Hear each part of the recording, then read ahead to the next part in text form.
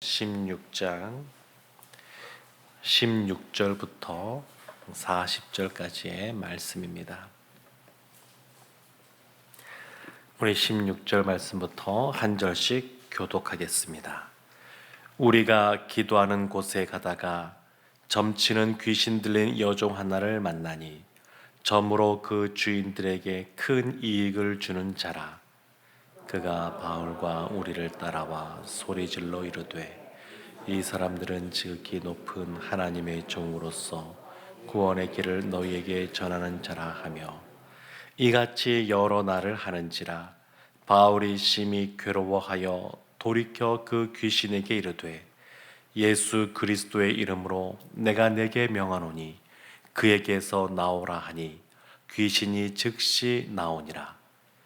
여종의 주인들은 자기 수익의 소망이 끊어진 것을 보고 바울과 실라를 붙잡아 장토로 관리들에게 끌어갔다가 상관들 앞에 데리고 가서 말하되 이 사람들이 유대인인데 우리 성을 심히 요란하게 하여 로마 사람인 우리가 받지 못하고 행하지도 못할 풍속을 전한다 하거늘 무리가 일제히 일어나 고발하니 상관들이 옷을 찢어 벗기고 매로 치라 하여 많이 친 후에 옥에 가두고 간수에게 명하여 든든히 지키라 하니 그가 이러한 명령을 받아 그들을 깊은 옥에 가두고 그 발을 착고에 든든히 채웠더니 한밤중에 바울과 실라가 기도하고 하나님을 찬송하며 죄수들이 듣더라.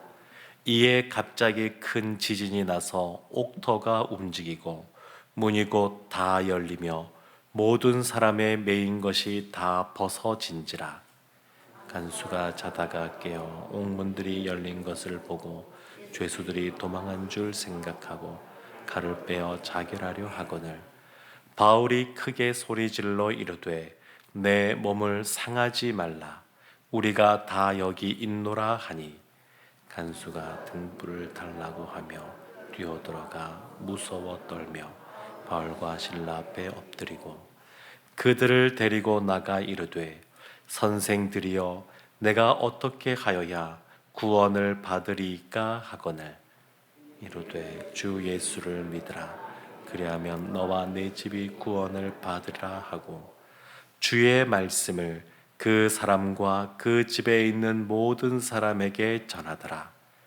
그 밤 그 시각에 간수가 그들을 데려다가 그 맞은 자리를 씻어주고 자기와 그 온 가족이 다 세례를 받은 후 그들을 데리고 자기 집에 올라가서 음식을 차려주고 그와 온 집안이 하나님을 믿음으로 크게 기뻐하니라.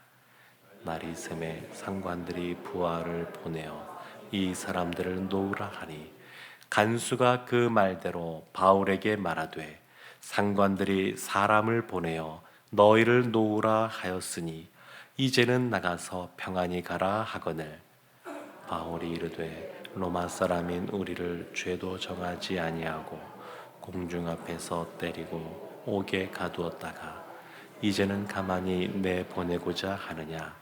아니라 그들이 친히 와서 우리를 데리고 나가야 하리라 한데 부하들이 이 말을 상관들에게 보고하니 그들이 로마 사람이라 하는 말을 듣고 두려워하여 와서 고나여 데리고 나가 그 성에서 떠나기를 정하니 함께 보겠습니다.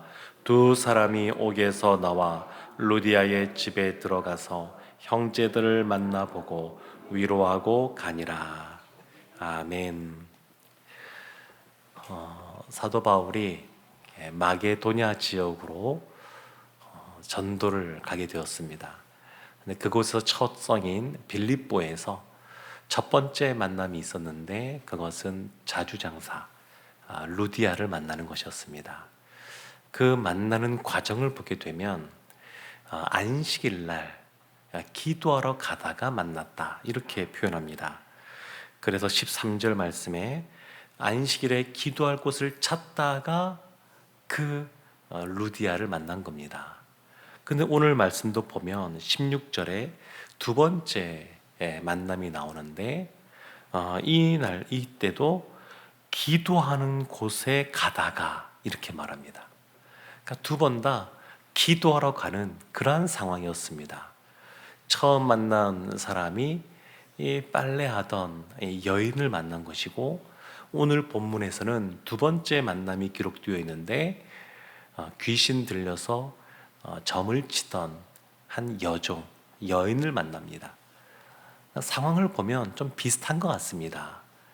기도하러 간 곳에서 여인들을 만나고, 그리고 그 여인들을 만났는데 루디아는 복음을 받아들이고, 그리고 그 루디아의 집에서 빌립보 교회가 시작이 되었습니다. 오늘 본문을 보면 이 귀신 들린 이 여종에게 사도 바울이 예수 그리스도의 이름으로 내가 내게 명하노니 그에게서 나오라 이렇게 말했더니 귀신이 쫓겨났습니다. 여기까지만 보면 루디아를 만나서 루디아가 이제 예수 믿는 사람이 되고 그 가정 가운데 교회가 시작이 되었다. 이 모습을 보면 지금 이 사건, 또 성령의 권능을 받아 귀신을 쫓아내는 이 사건 이후에도 마찬가지로 이제 무엇인가 이 전도의 열매들이 맺혀지고 복음의 열매들이 맺혀지지 않을까, 이러한 기대를 갖게 하는데 실제 나타나는 현실은 그렇지가 않습니다.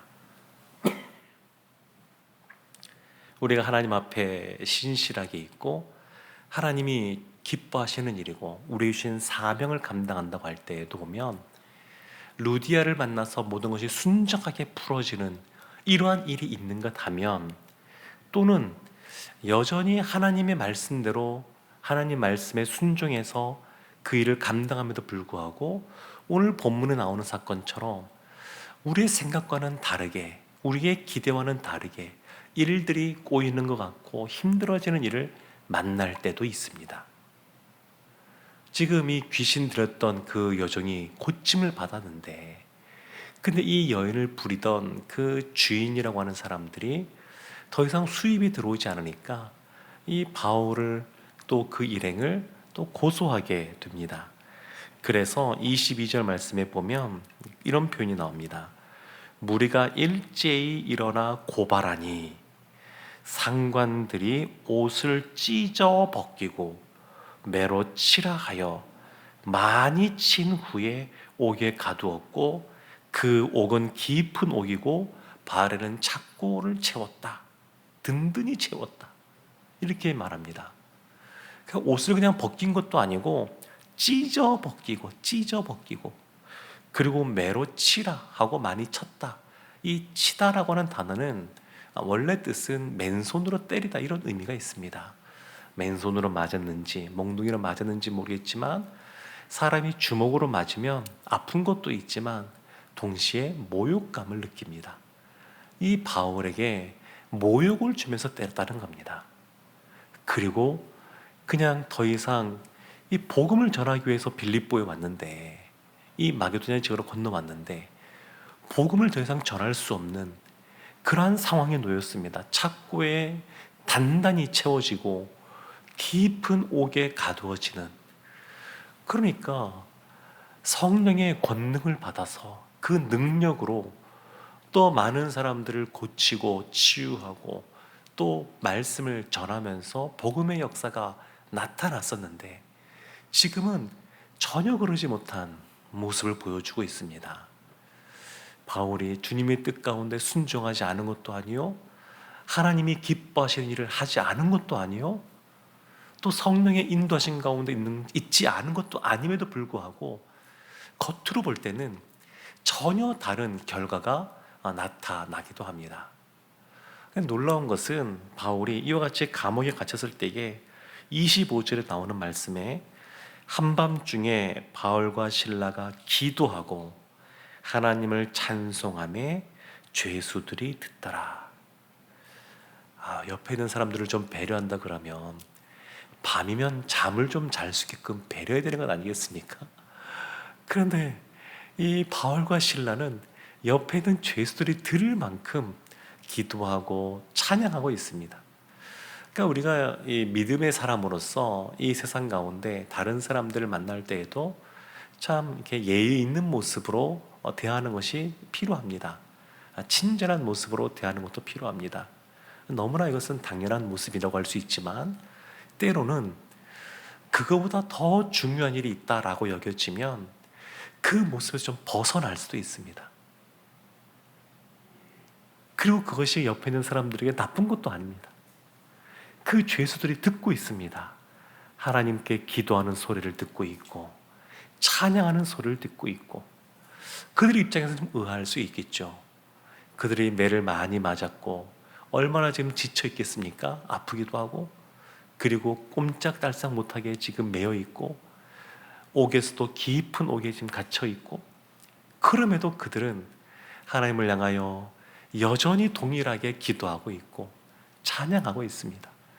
그러니까 우리의 처한 상황에 따라서 하나님을 향한 그러한 신뢰가 흔들리는 것이 아니고 늘 하나님이 참 하나님이라는 것을 알고 그 하나님을 향한 믿음이 흔들림 없이 이 바울과 실라가 나아가고 있습니다.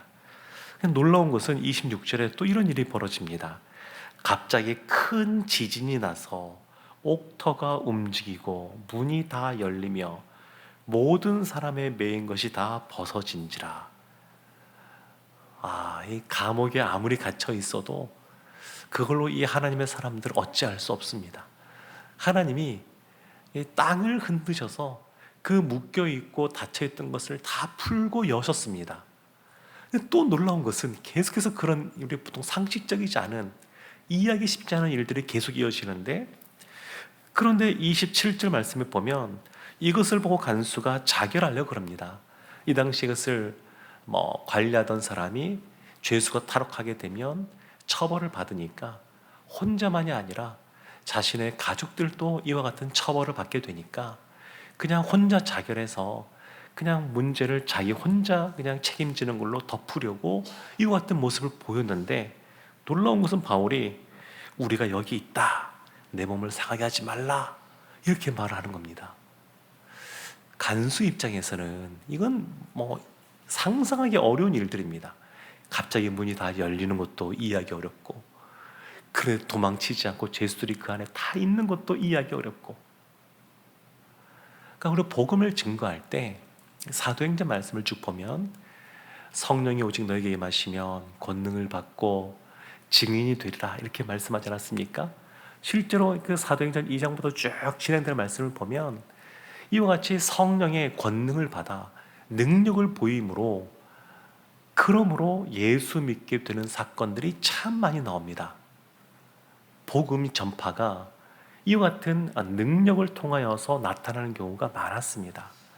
그런데 그것만이 아니라 오늘 본문에 보면 이 두 가지가 다 나타나는데 귀신 들었던 여종의 귀신이 쫓겨나가는 역사도 있고 그리고 옥문이 갑자기 다 열려지고 매였던 것이 풀어지는 놀라운 일도 벌어지고 그럼에도 이 간수장이 마음문이 열리고 예수 믿는 사람이 되는데 결정적인 역할을 한 것은 뭐냐면 이와 같은 뭔가 치유의 역사라든지 어떤 능력이 나타났다든지 그것이 아니라 이 바울이 그 자리에 그냥 있었다는 겁니다.